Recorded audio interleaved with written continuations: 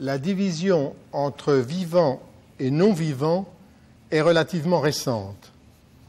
Jusqu'à la fin du XVIIIe siècle, on étudiait les animaux, on étudiait les plantes, on comparait des morphologies, on classait, on faisait de l'histoire naturelle. Et c'est seulement au début du XIXe siècle que plusieurs auteurs, dont Lamarck, s'intéressent aux propriétés des êtres vivants par opposition aux objets inanimés et utilisent le mot biologie. Il est intéressant de noter que l'avènement de la biologie survient avec celui du romantisme. On commence à parler de vivant au moment du premier suicide de la littérature, celle du jeune Werther. Longtemps, savants et philosophes ont cherché à élucider la nature de la vie. L'idée de vie suggérait l'existence de quelque substance ou de quelque force spéciale. On pensait que la matière vivante, comme on disait alors, différait de la matière ordinaire par une substance ou par une force qui lui donnait des propriétés particulières. Et pendant des siècles, on a cherché à découvrir cette substance ou cette force vitale. En réalité, la vie est un processus, une organisation de la matière. Elle n'existe pas en tant qu'entité indépendante qu'on pourrait caractériser. On peut donc faire l'étude du processus ou de l'organisation, mais pas de l'idée abstraite de vie.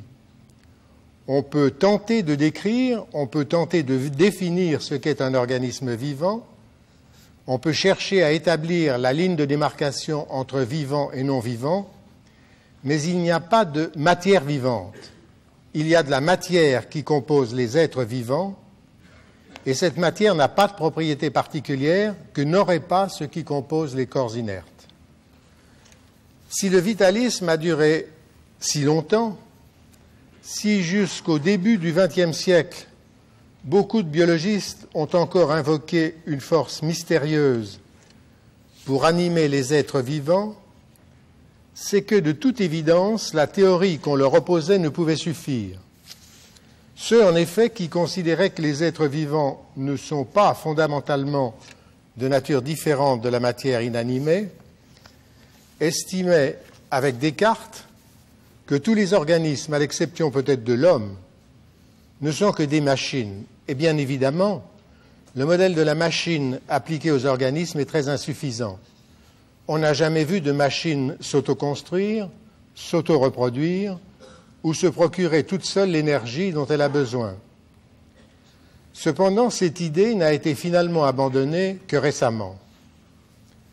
Le premier et important coup a été porté au vitalisme par les chimistes. Comme les corps vivants et les corps inanimés semblaient de nature différente, on estimait que les chimistes ne pouvaient fabriquer les constituants du vivant appelés corps organiques. Mais en 1828, à Göttingen, Friedrich Wöhler réussit en laboratoire la synthèse d'une substance organique, l'urée, à partir de composants minéraux. C'était là la preuve qu'il est possible au laboratoire de convertir des composés inorganiques en une molécule organique. La fin du XIXe siècle a été pour la biologie une période d'exceptionnelle fécondité. C'est l'époque des grandes théories. Premièrement, la théorie des germes, avec Pasteur. Les micro-organismes avaient été découverts à la fin du XVIIe siècle grâce à l'invention du microscope.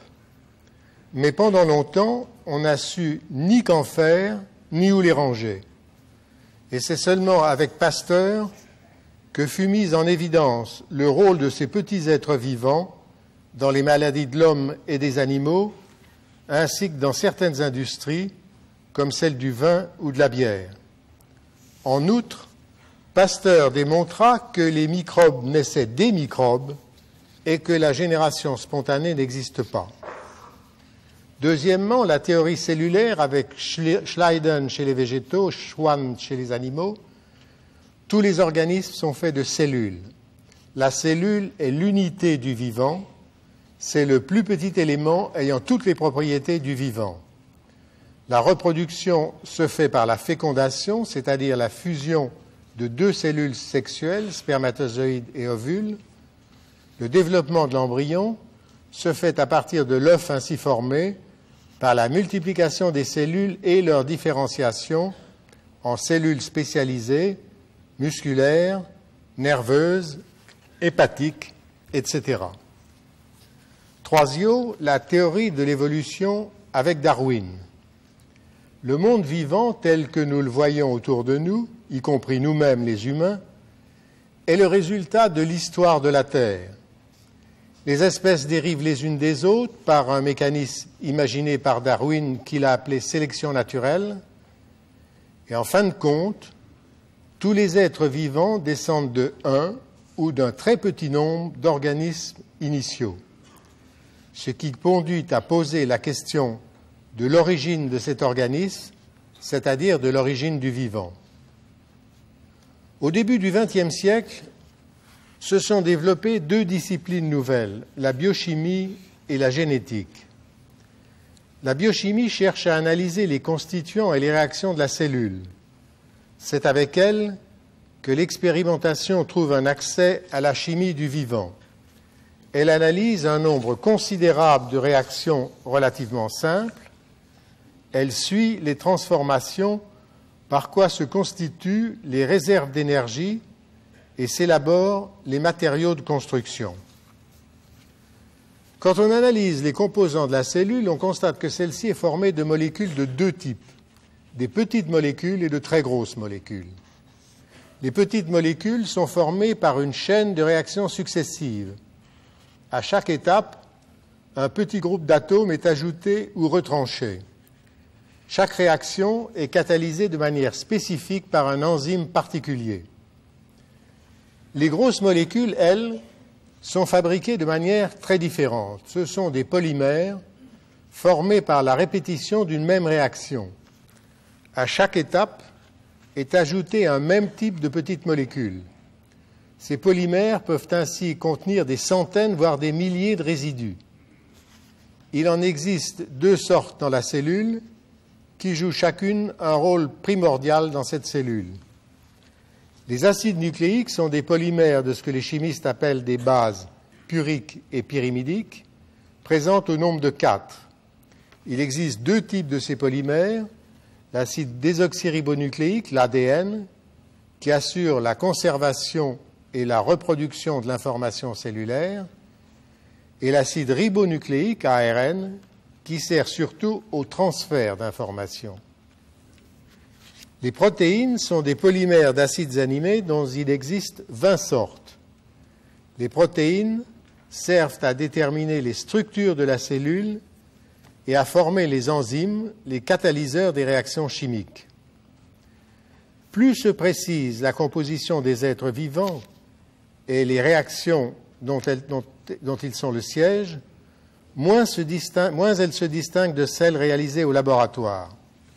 L'originalité des êtres vivants réside surtout dans les enzymes, dans leur fonction de catalyseur. C'est grâce à la précision, à l'efficacité, à la spécificité de la catalyse enzymatique que peut se tisser le réseau de toutes les opérations chimiques dans l'espace minuscule de la cellule. Ces activités enzymatiques sont associées à la présence de protéines. Si la chimie des êtres vivants a un secret, c'est dans la nature et les qualités des protéines qu'il faut le chercher. L'autre domaine nouveau, la génétique, est né avec le siècle et a grandi avec lui. Les travaux de Mendel, exécutés et publiés dans les années 1860, n'avaient pas retenu grande attention. Ils sont redécouverts au début du siècle, du XIXe siècle, par plusieurs biologistes simultanément. Ils conduisent à l'idée que le caractère, ce qu'on voit, est sous-tendu par une particule qu'on ne voit pas, qui est cachée au cœur de la cellule. Cette particule a été appelée gène, et depuis lors, la génétique a poursuivi une recherche inlassable pour tenter de comprendre ce qu'est un gène, son fonctionnement, ses propriétés.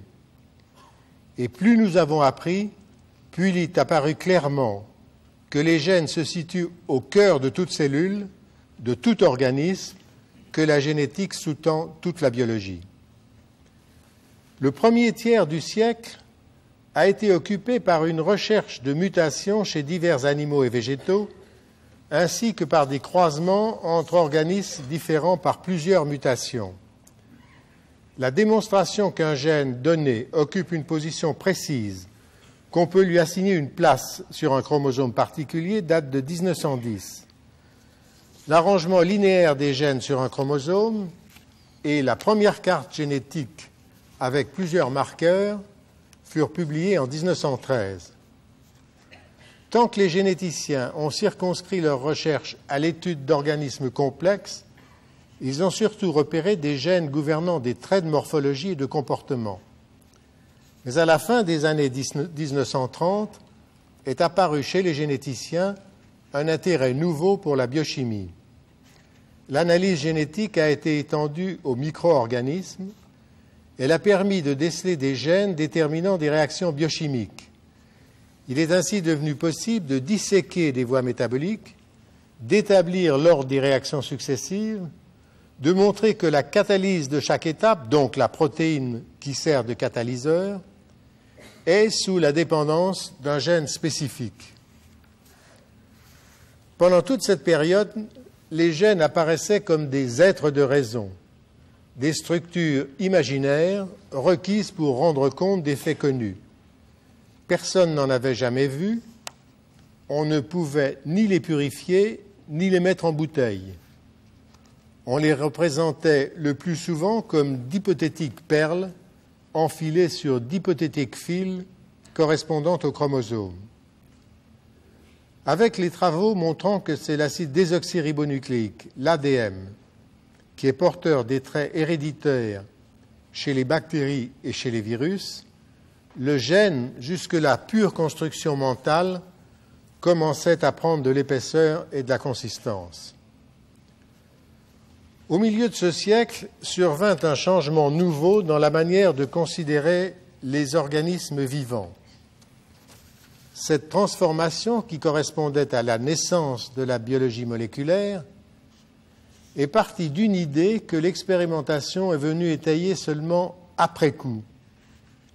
L'idée était que les propriétés des êtres vivants doivent nécessairement s'expliquer par la structure et les interactions des molécules qui les composent.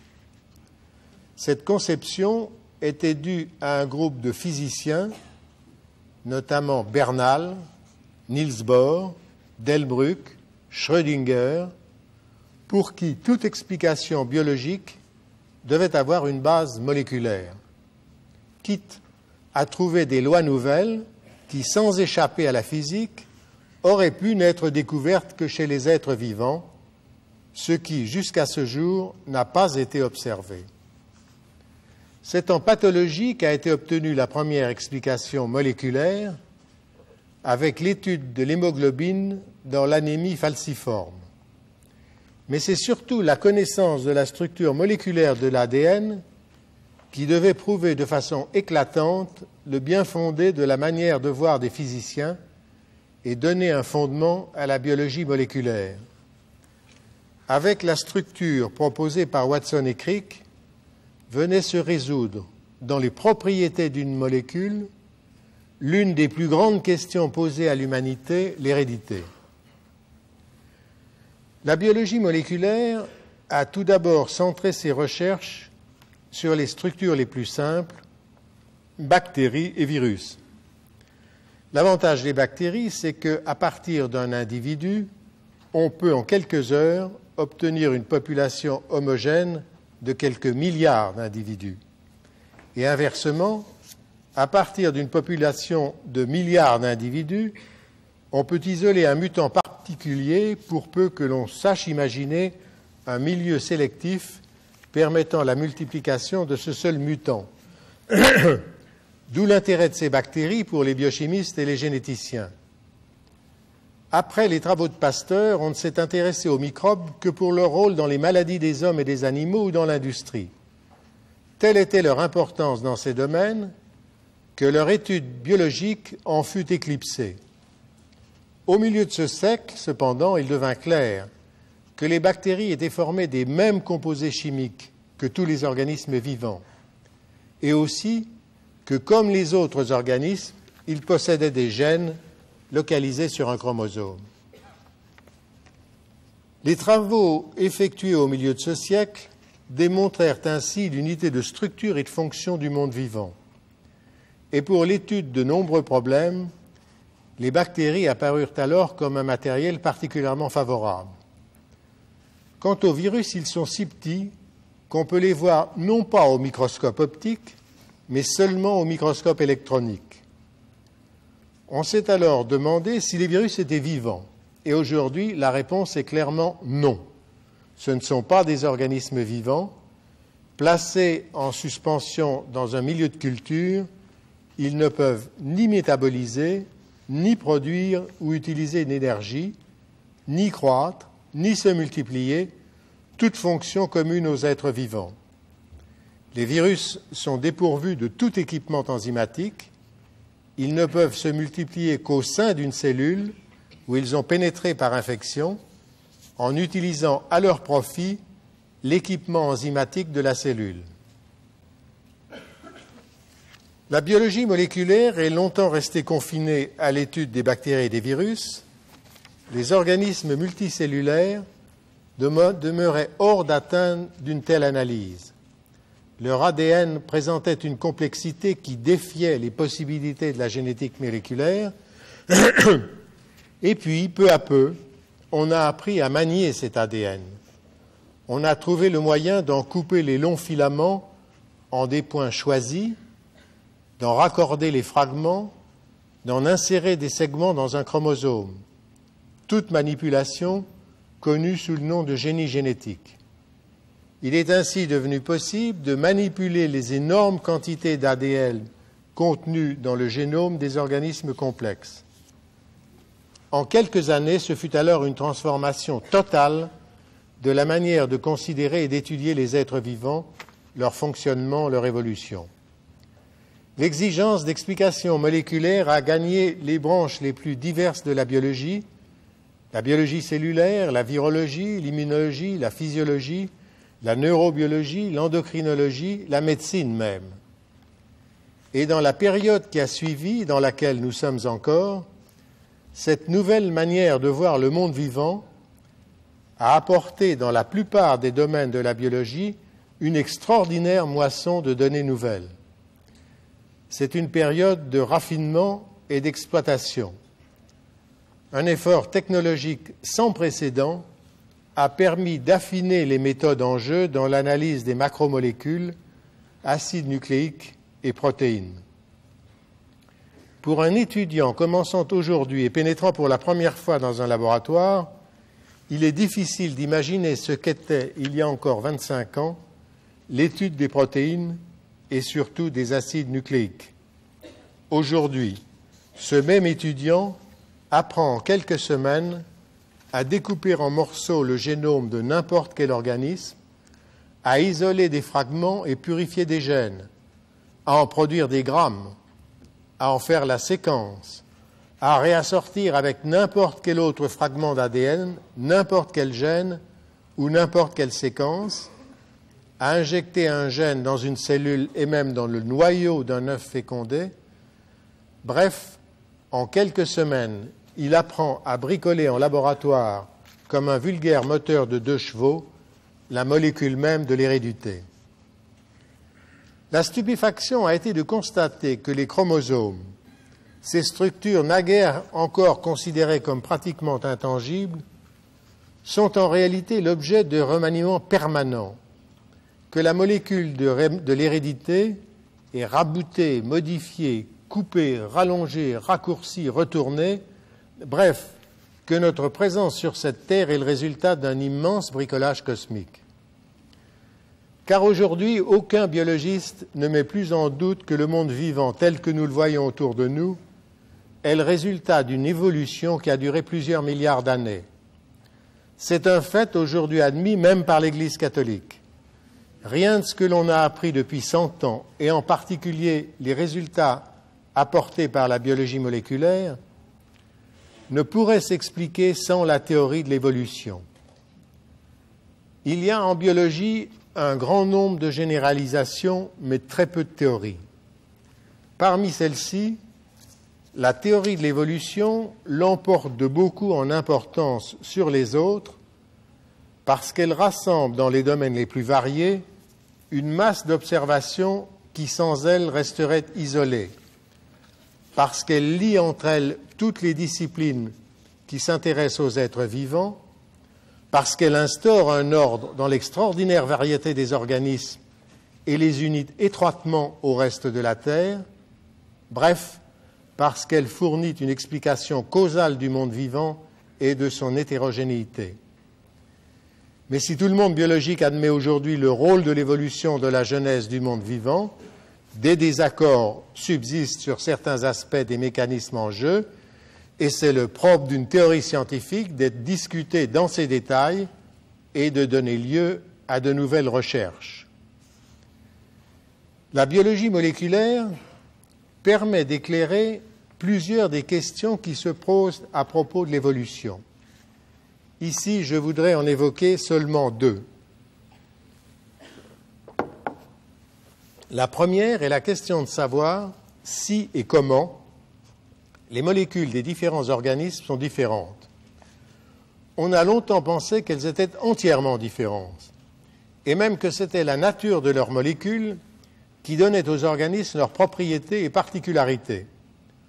En d'autres termes, que les chèvres avaient des molécules de chèvres et les escargots des molécules d'escargots, et que c'étaient les molécules de chèvre qui donnaient à la chèvre sa qualité de chèvre et ses particularités. Peu à peu, à mesure que s'amélioraient les moyens d'analyse des protéines et des gènes, à mesure qu'on étudiait des organismes plus nombreux, on s'est aperçu que certaines molécules, comme l'hémoglobine par exemple, ou certaines hormones, étaient les mêmes ou presque chez des organismes très différents. Progressivement, il est ainsi apparu que tous les animaux, tous les êtres vivants sont apparentés à un point naguère encore insoupçonnable. Gènes et protéines ne sont plus chacun des objets uniques, des idiosyncrasies propres à une espèce.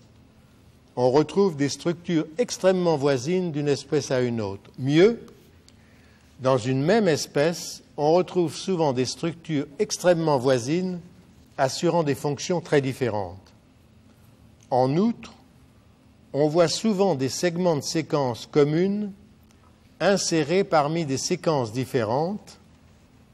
Gènes et protéines sont pour la plupart des sortes de mosaïques formées par l'assemblage de quelques éléments, de quelques motifs portant chacun un site particulier de reconnaissance.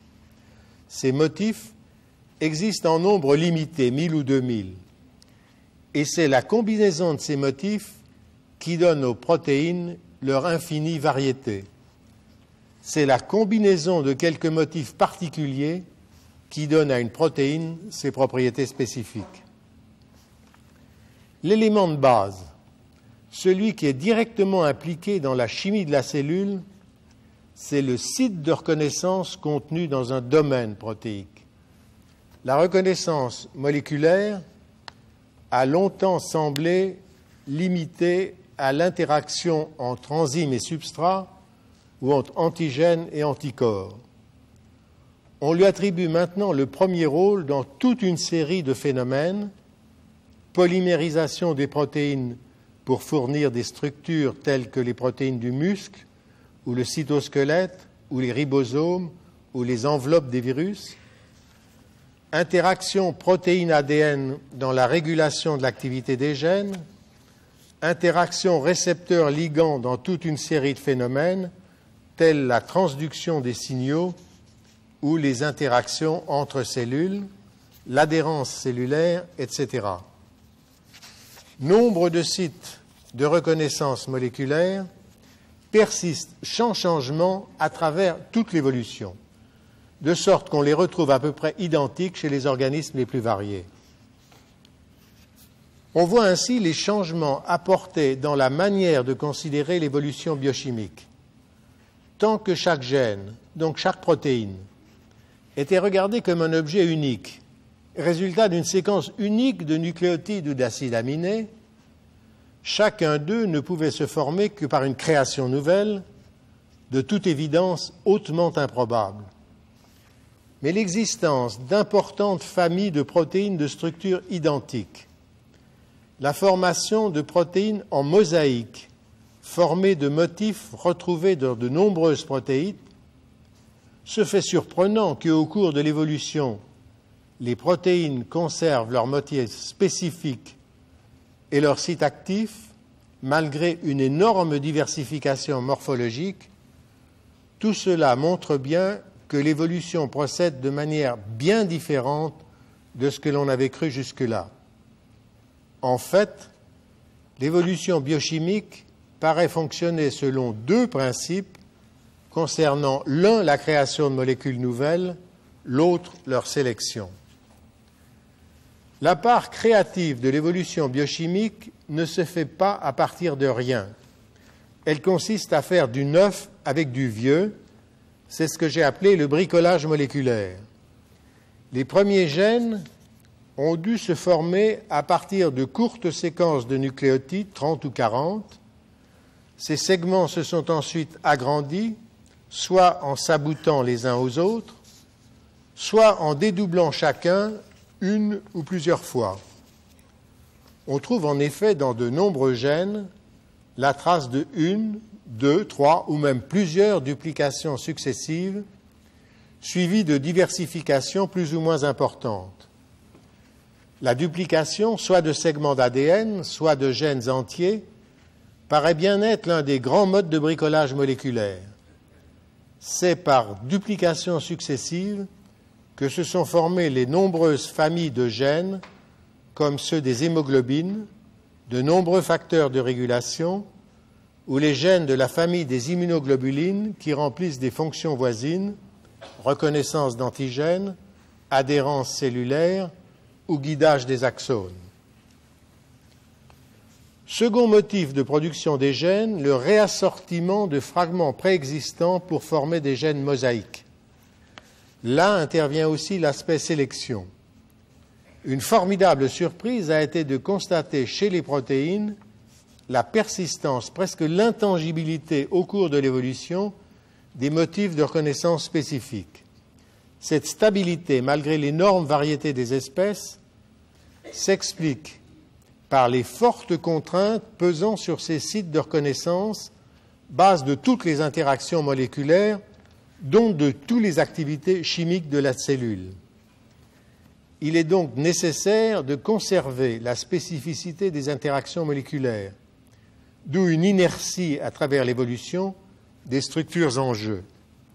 Cette inertie s'applique au segment d'un gène, un segment codant ou exon, qui détermine ce site de reconnaissance. Elle ne s'applique pas au segment non codant du gène ou intron, ni au voisinage, à la nature des segments qui jouxtent l'exon en cause. Introns et segments d'ADN voisins peuvent donc varier librement, d'où le second mode de bricolage moléculaire, le réassortiment de fragments d'ADN, d'exons, pour former des protéines mosaïques. Une fois encore, c'est donc une combinatoire d'éléments en nombre limité qui produit une énorme variété de structures pour former les principaux constituants de la cellule.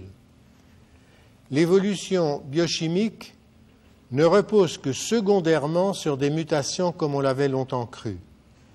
Elle est due avant tout à la duplication de segments d'ADN et à leur réassortiment.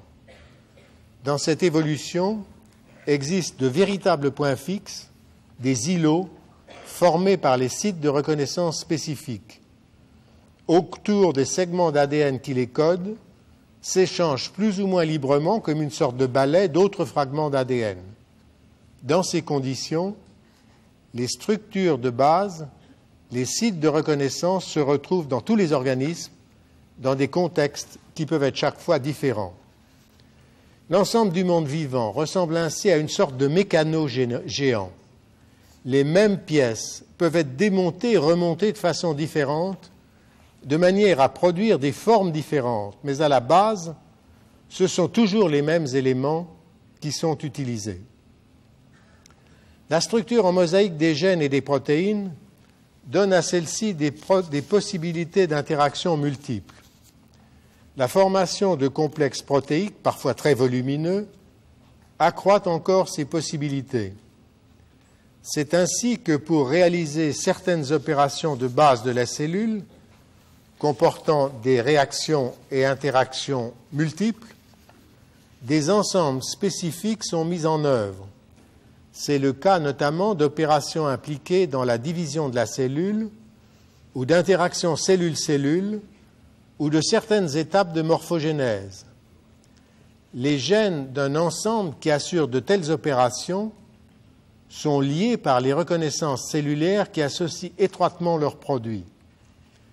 L'ensemble des gènes qui gouvernent la division de la cellule sont les mêmes chez la levure et chez l'homme.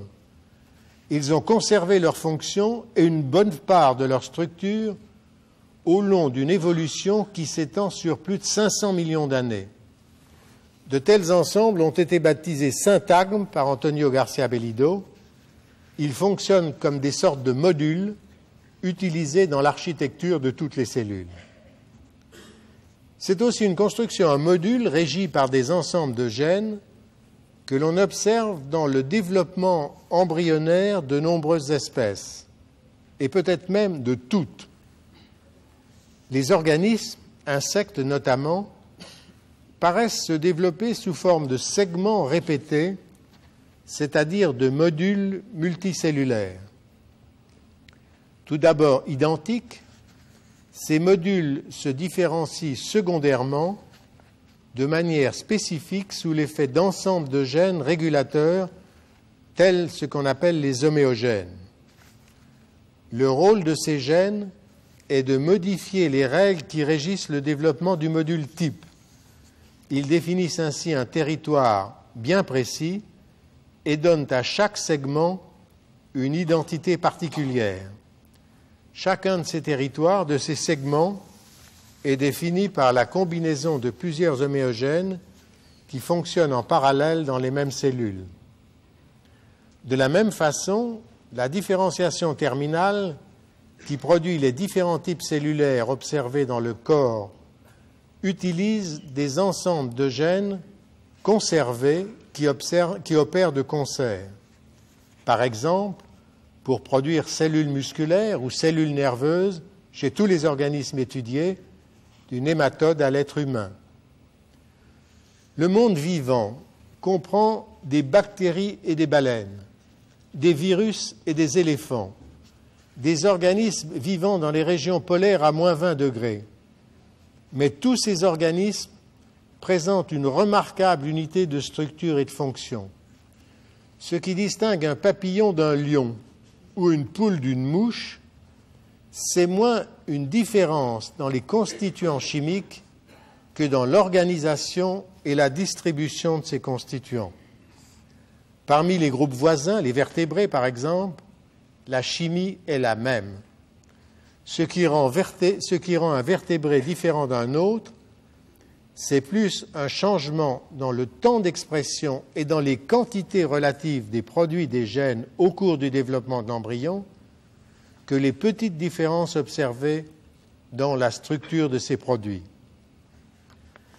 Dans la nature, la complexité naît souvent d'une combinatoire de particules pour former les atomes, combinatoire d'atomes pour former les molécules, combinatoire de molécules pour former les cellules, combinatoire de cellules pour former les organismes. Et c'est aussi le processus qui sous-tend la formation des gènes et des protéines, combinatoire de fragments ayant chacun une fonction spécifique et qui se réassortissent à l'infini pour jouer des rôles variés. Un petit nombre de ces fragments d'ADN suffit ainsi à former un nombre considérable de gènes. Une surprise a été de découvrir à quel point les molécules sont conservées au cours de l'évolution. Pas seulement les molécules de structure comme les hémoglobines des globules rouges, les actines et les myosines des muscles, ou les kératines des cheveux et des ongles. Pas seulement les enzymes comme la papaïne et la trypsine qui interviennent dans la digestion, ou les cytochromes qui interviennent dans la respiration, mais aussi les protéines de régulation qui dirigent par exemple le développement de l'embryon et déterminent la forme de l'animal. 2 exemples suffisent à montrer cette surprenante conservation des molécules. Chez la mouche, qui jouit d'un long passé génétique, ont été mis en évidence les gènes qui assurent dans l'œuf la mise en place des axes du futur embryon, puis ceux qui découpent le corps de l'embryon en segments, puis ceux qui déterminent le destin et la forme de chacun de ces segments. À la stupéfaction générale, ces mêmes gènes ont été retrouvés chez tous les animaux examinés, coup sur coup, grenouilles, vers, souris et hommes. Qui eût dit, il y a encore 15 ans, que les gènes qui mettent en place le plan d'un être humain sont les mêmes que ceux fonctionnant chez une mouche ou un ver? Il faut admettre que tous les animaux existant aujourd'hui sur cette terre descendent d'un même organisme ayant vécu il y a quelques 600 millions d'années et possédant déjà cette batterie de gènes. Autre exemple non moins saisissant, les yeux. Il existe chez les animaux toute une série d'yeux bâtis sur des principes très différents, notamment l'œil à facettes des insectes et l'œil à cristallin des céphalopodes et des vertébrés. Si différents que puissent être ces 2 types d'œil, ils utilisent pour leur construction les mêmes gènes bricolés de façon différente pour produire des organes remplissant une même fonction, mais d'architecture très différente. Au cours de ce demi-siècle, on est ainsi allé de surprise en surprise, au point que dans les 15 dernières années a émergé du monde vivant une vision entièrement nouvelle. Je voudrais maintenant discuter d'un autre problème, un redoutable problème, qui vient en corollaire de la théorie de l'évolution. C'est la question de l'origine du vivant, de l'origine de la vie. D'un côté, Pasteur a montré une bonne fois pour toutes que la génération spontanée n'existe pas. Après lui, il n'y a plus de mouches qui naissent de vieux chiffons. Le vivant vient du vivant, toute cellule vient d'une cellule. D'autre part, après Darwin, les espèces dérivent les unes des autres. Elles dérivent toutes de un ou d'un très petit nombre d'organismes très simples. D'où la question, comment s'est formé le premier organisme vivant? On estime aujourd'hui que la Terre s'est formée il y a 4,5 milliards d'années. Combien de milliers d'événements totalement indépendants, dont chacun aurait pu ne pas avoir lieu, ont dû se produire pour que se crée l'univers, notre galaxie, le système solaire et la Terre avec les conditions nécessaires à la vie, conditions qui n'existent pas sur les autres planètes du système solaire. L'eau, la distance au Soleil, qui permet juste d'avoir ni trop chaud ni trop froid. Et pour évoquer l'origine de la vie, les biologistes doivent déployer toutes les ressources de leur imagination. Le vivant semble être apparu assez vite, probablement moins d'1 milliard d'années après la formation de la Terre, sous la forme de ce que l'on pourrait appeler une protobactérie. Qui dit vivant dit reproduction. Mais l'appareil de reproduction, tel qu'on l'observe aujourd'hui chez l'organisme le plus simple, chez une bactérie la plus modeste, se révèle déjà d'une redoutable complexité. Car la seule duplication de l'ADN met en jeu un grand nombre de protéines. La synthèse de chacune de celles-ci exige un nombre et une diversité de macromolécules plus considérables encore. Cela pour la seule duplication de l'ADN. Sans parler de toutes les autres fonctions et réactions chimiques qui s'accomplissent au sein de la cellule bactérienne moderne. Il est donc exclu qu'un tel système soit sorti tout armé de la cuisse de Jupiter.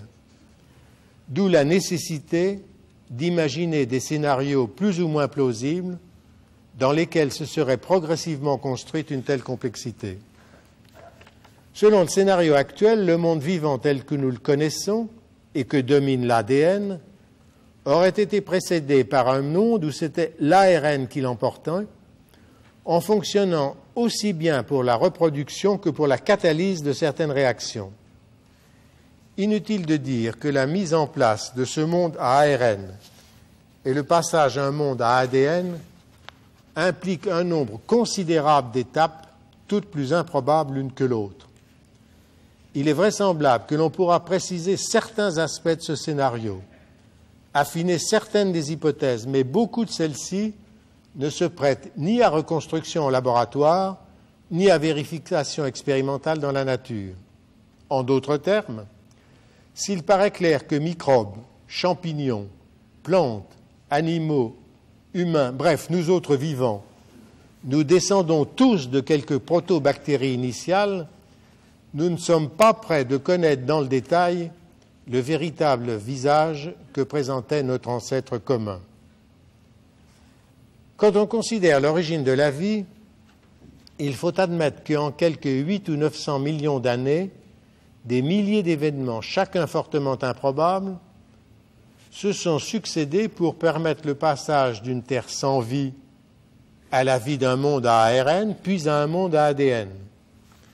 De toute évidence, une pareille histoire paraît aux non-initiés aussi difficile à accepter que la création racontée par la théogonie d'Hésiode, ou par les Upanishads, ou par la Bible. Et encore, les récits mythiques semblent-ils bien souvent plus près du sens commun que les discours des biochimistes et des biologistes moléculaires. Quant à ces derniers, placés devant les difficultés d'un problème qui risque de ne pas recevoir avant longtemps de solution, ils ont recours à 3 hypothèses possibles. Les uns, et parmi les plus grands, considèrent l'apparition de la vie sur la Terre comme tellement improbable qu'ils préfèrent, mis par jeu, mis sérieusement, invoquer une sorte de panspermie. Des germes vivants seraient arrivés sur la Terre à bord d'un vaisseau spatial, envoyé d'une planète lointaine par une civilisation plus évoluée que la nôtre, ce qui, bien entendu, ne fait que reculer le problème d'un cran. Cette opinion est la plus rare. D'autres considèrent que l'apparition du vivant sur la Terre était tellement improbable qu'elle ne s'est sans doute produite qu'une seule fois. Elle résulterait d'une suite d'événements dont chacun aurait pu ne pas se produire, si bien qu'il aurait aussi bien pu ne jamais y avoir de monde vivant sur la Terre. Les mêmes scientifiques ont également tendance à croire qu'il n'y a probablement pas d'autres habitants, et notamment pas d'autres habitants conscients dans l'univers. Enfin, une troisième catégorie de scientifiques montre une attitude toute différente. Ils considèrent que toutes les étapes impliquées dans l'avènement d'un monde à ARN, puis dans le passage à un monde à ADN, sont des réactions chimiques ordinaires. Elles ne peuvent donc manquer de se produire si suffisamment d'occasions, donc de temps, leur sont données. Pour eux, le vivant ne pouvait donc pas ne pas se former sur la Terre. En outre, sensible aux arguments des astrophysiciens pour qui l'univers contient un grand nombre de planètes dont les propriétés doivent souvent être semblables à celles de la Terre, ils considèrent qu'il doit exister dans l'univers un grand nombre de foyers de vie et même probablement de vie consciente. En l'état actuel des connaissances, le choix entre ces 2 dernières options est avant tout une question de goût. Certains préfèrent cultiver l'exception que représenterait une vie restreinte à la Terre et comme conséquence l'unicité de la conscience humaine pour réfléchir sur l'univers et ce qu'il habite. Les autres, au contraire, préfèrent croire à la banalité du vivant dont ils pensent que les propriétés sur d'autres planètes ne pourraient être très différentes de celles observées sur la Terre. Convaincus d'autre part qu'une fois mise en route, la vie doit nécessairement conduire à la conscience, ils s'efforcent de trouver des moyens d'entrer en contact avec les autres civilisations qui, d'après eux, doivent occuper d'autres régions de l'univers. Jusqu'ici, toutefois, aucune trace d'un signal venu de la galaxie ou d'autres galaxies n'a pu être obtenue.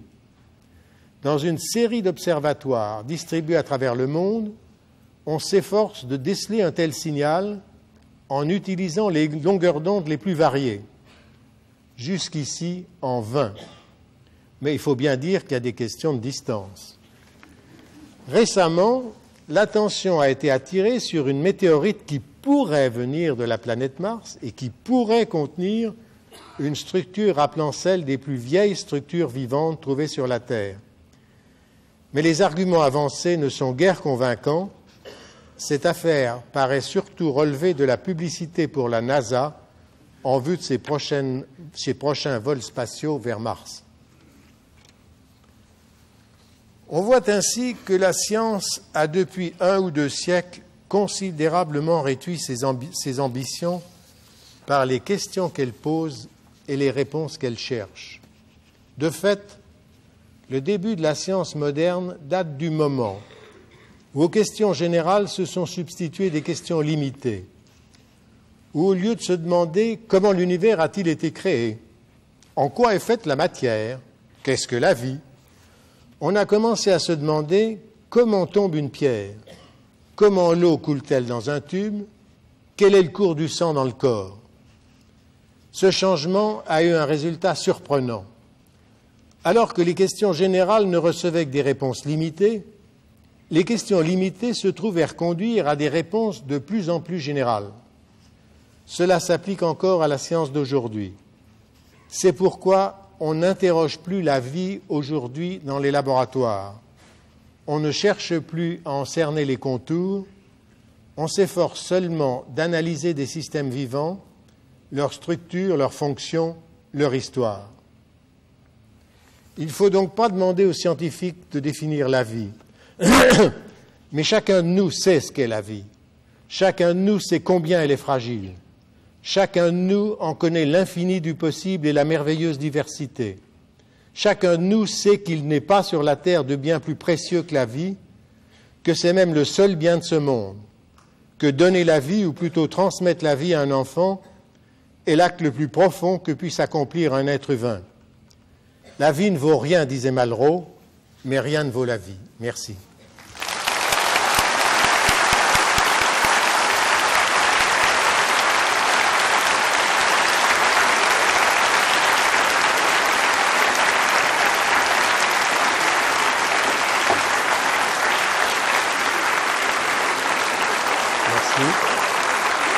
Bon.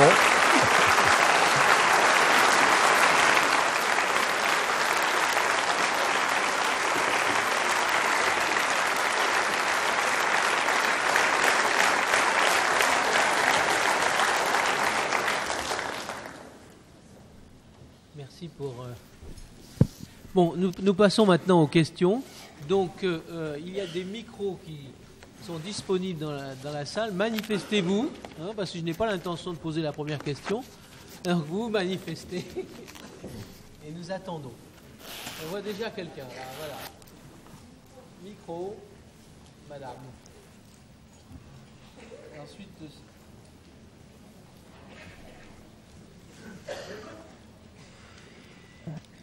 C'est allumé? Non. Allez-y. Allô? Oui, je voulais poser une question à propos de duplication et mutation. À propos de duplication et mutation, savoir si vous associez duplication avec l'évolution et mutation avec accident ou si c'est la même chose. Mutation et duplication sont des choses très différentes. Vous avez l'hérédité portée par un message génétique qui est fait de l'aide de la séquence de bases chimiques. Et la mutation, c'est un changement dans l'ordre de ces bases, soit qu'on en enlève une, qu'on en rajoute, qu'on en change une, etc. La duplication, c'est de prendre un segment et de le doubler. C'est donc des choses complètement différentes. Alors, On a longtemps pensé, parce que c'est la seule chose qu'on connaissait au début de la génétique, si vous voulez, jusqu'au milieu du siècle, on savait qu'il y avait des mutations. C'est comme ça qu'on a pu commencer la génétique. On savait que les mouches qui avaient normalement des yeux rouges avaient de temps en temps des yeux blancs ou des yeux noirs, etc. Donc, qu'il existait des mutations, des changements. Mais donc, on a cherché à expliquer l'évolution à l'aide de ces mutations. Aujourd'hui, il est clair que, et c'était très, très compliqué d'expliquer la formation de ces systèmes extraordinairement compliqués, de ces molécules très complexes, par des mutations une à une. C'était pratiquement impensable. Alors aujourd'hui, on sait que les chromosomes ne sont pas seulement l'objet de changements dans ce message génétique, mais de réarrangements dans tous les sens, des cassures, des inversions, des duplications, et que c'est maintenant, on pense que c'est par ces actions très variées et très compliquées, et en particulier par des duplications ou par des inversions ou par des changements de place, que se fait l'évolution. C'est-à-dire que ça se fait de façon beaucoup plus grossière qu'on ne croyait. Monsieur. Est-ce qu'on peut prolonger la vie humaine par des manipulations génétiques? Et si oui, comment?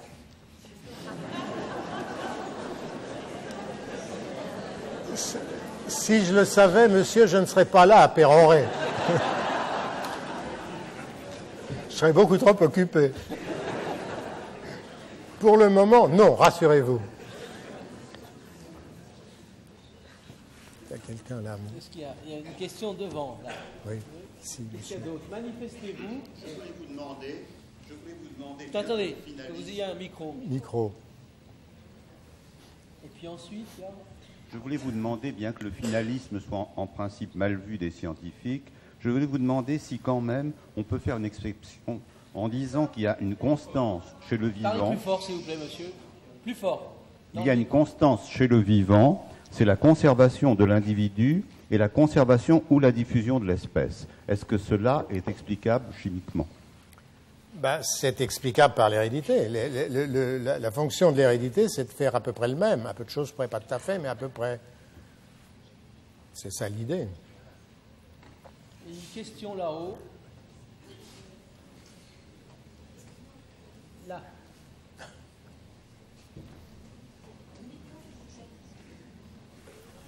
Si vous voulez, c'est le fait que quand des chiens se reproduisent, ils font des chiens et pas des lapins. Mais c'est très différent de l'inanimé. Mais non, mais bien évidemment que c'est très différent de l'inanimé. Et c'est ça l'hérédité. L'hérédité, c'est que ça fait toujours à peu près le même et pas autre chose. Pardon, là-haut. Alors, autre. Oui, bonsoir monsieur. Vous disiez que les virus n'étaient pas des organismes vivants. J'aimerais savoir ce que vous pensiez des prions responsables de maladies de la vache folle et entre autres de Creutzfeldt-Jakob. Ben, ils sont encore moins vivants alors ceux-là. Les prions sont des protéines. Ce sont des protéines qui refont des protéines qui changent de structure. Est-ce qu'on n'a toujours pas réussi à trouver justement un ADN qui serait le support de ces protéines de prions? On n'a toujours pas réussi et ceux qui ont cherché se sont donné beaucoup de mal. Donc je crois qu'on peut considérer maintenant qu'il n'y a pas d'acide nucléique dans les prions. Et donc, du coup, y aurait-il pas une autre forme de reproduction de molécules organiques qui ne passerait pas par le biais d'ADN? Non. Non, désolé, mais non. La reproduction se fait parce que cette protéine déclenche l'action d'un gène qui reproduit la même protéine. Et si la protéine déforme, c'est une question de structure de protéines, le côté pathogène des prions. Donc c'est un mécanisme compliqué, mais qui ne remet pas en question, si vous voulez, le dogme, comme l'ont appelé les premiers biologistes moléculaires, le dogme de la reproduction par les acides nucléiques. Ça, c'est une astuce protéique. Compliqué. Une question là-haut, oui, avant qu'il y ait des prioritaires, puis ensuite monsieur. Il y aura une leçon sur les prions en février. Hein.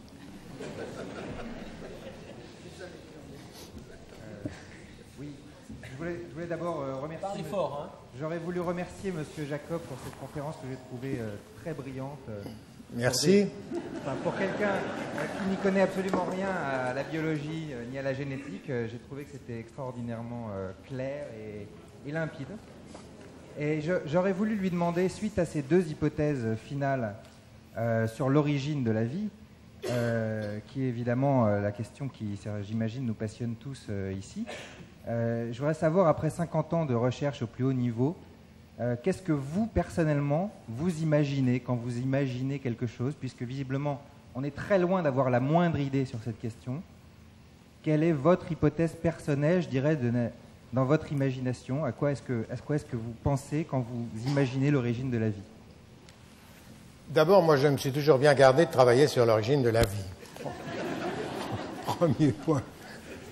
Alors, ce que j'imagine, c'est une de ces trois hypothèses. Moi, je suis plutôt porté à penser que la vie est apparue sur la Terre une fois et qu'elle ne doit pas arriver tous les matins. Et que jusqu'à ce qu'on ait trouvé d'autres formes de vie dans l'univers, ce qui n'est pas commode, je ne vois pas de raison d'en changer. Les astrophysiciens estiment qu'il y a des quantités de planètes qui ont les mêmes propriétés ou caractéristiques que la Terre, un peu partout, dans cette galaxie et dans d'autres galaxies, et que par conséquent la probabilité qu'il y ait des structures analogues à la Terre, et que là, il n'y a pas de raison que là aussi ne se soit pas formé quelque chose qui rappelle la vie. Moi, jusqu'à nouvel ordre, je considère que, de ce qu'on sait, l'hypothèse la plus simple, c'est de considérer que cette vie est apparue une fois sur cette Terre et que tant qu'on n'aura pas d'autres arguments plus sérieux, il n'y a pas de raison de compliquer la situation. Mais, une fois de plus, je vous dis, ça, c'est une question de goût. On aime. Monsieur, là, qui a demandé la parole depuis longtemps. Merci. Monsieur le professeur, s'il vous plaît. Monsieur. Deux questions. La première, l'eau est-elle l'élément indispensable à ce que nous appelons la vie? Oui. Oui, bien sûr. On pourrait dire le champagne aussi, dans ce cas. Deuxième question. Les laboratoires du monde entier s'attachent au développement de nos connaissances et des connaissances actuelles dans le domaine de la biologie moléculaire. En physique, on étudie les particules élémentaires. Peut-on imaginer que les générations futures s'intéresseront au XXIe siècle qui commence à une biologie, entre guillemets, des particules élémentaires? On peut tout imaginer. Mais ça ne me paraît pas très probable, parce que les particules élémentaires, c'est ce qui se passe au niveau inférieur aux atomes. Donc, d'ici à ce qu'on tripote les particules élémentaires dans les êtres vivants, ça me paraît très improbable pour le moment. Mais un bon coup d'imagination peut peut-être permettre d'aller plus loin. Pourquoi pas? J'y crois pas beaucoup. Monsieur. Oui, bonsoir. Donc juste, si on part de... Vous m'entendez là? Oui, oui. Non? Très bien. Donc juste, si on part d'une hypothèse, à savoir la première, que pour avoir la vie, il faut l'eau et... Enfin, toutes les conditions sont réunies sur notre Terre. Et la deuxième hypothèse, que la vie est une succession de réactions chimiques. Est-ce qu'on peut envisager l'apparition d'une nouvelle vie sur notre Terre avant d'aller chercher sur Mars ou sur d'autres planètes?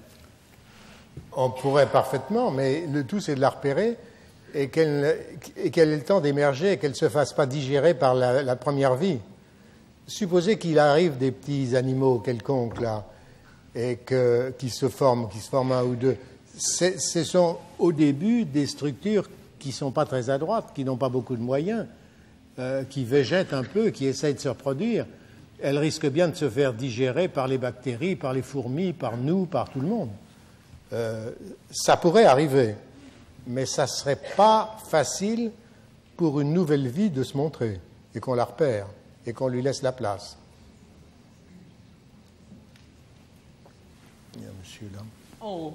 Là-haut, il y a deux questions. Bonsoir. Vous avez associé structure et fonction.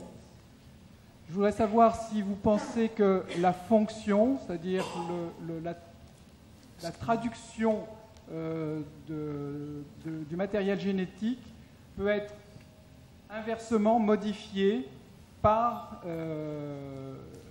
le résultat. C'est-à-dire, est-ce que le fait qu'un organisme vive dans un certain environnement peut modifier sa structure moléculaire? Je ne suis pas absolument sûr que j'ai bien compris la question.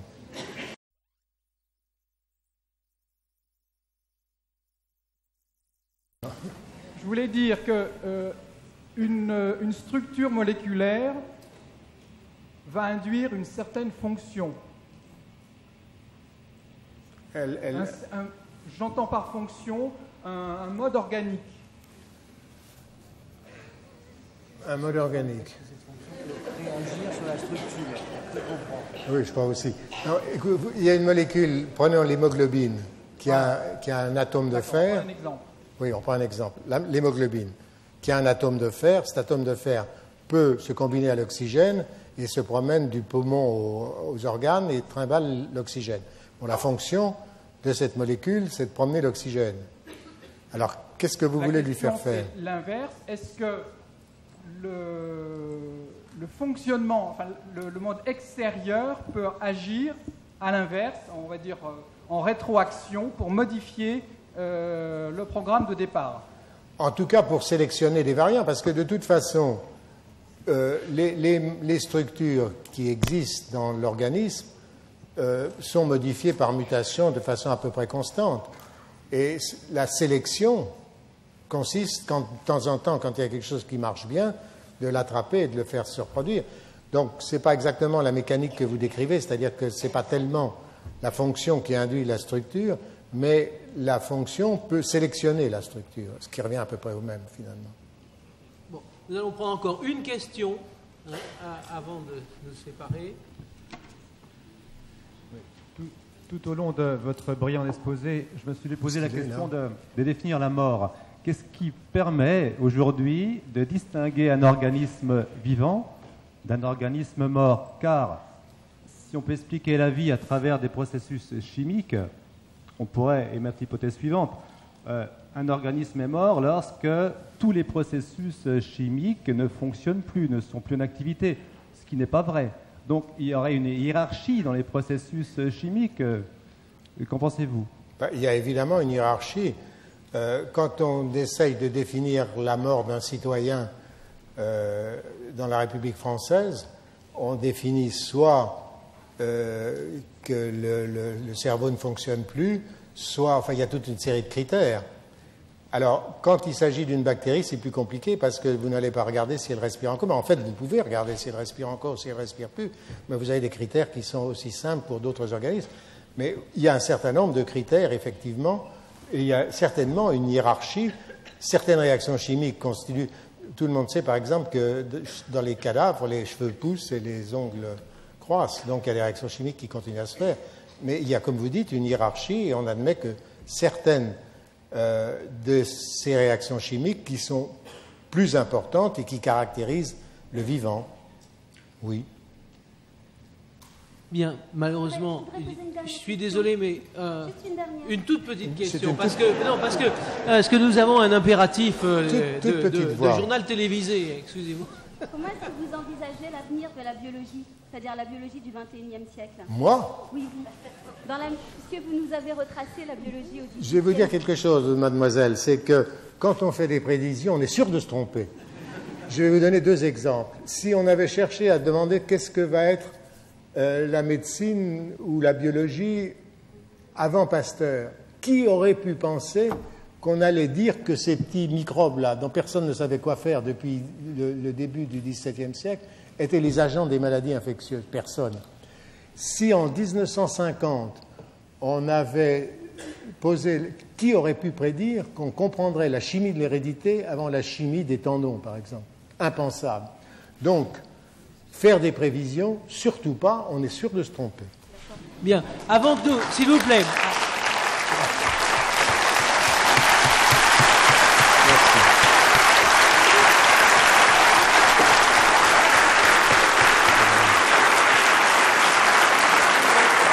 Merci.